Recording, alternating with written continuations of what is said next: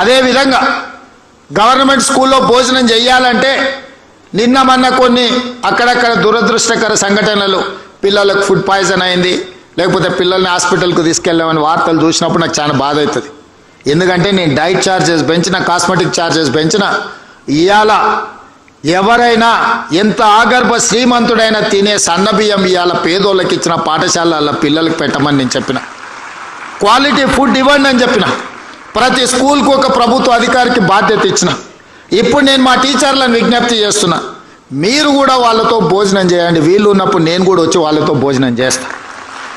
ఎప్పుడైతే టీచర్లం అంటే ఒక కుటుంబ పెద్ద, ఒక తల్లిగానో ఒక తండ్రిగానో తల్లిదండ్రులు మన మీద విశ్వాసం పెట్టుకొని రాత్రి సమయంలో పిల్లలు తల్లిదండ్రుల దగ్గర ఉంటే దినం మొత్తం మన దగ్గరనే ఉంటారు, టీచర్ల దగ్గరనే ఉంటారు.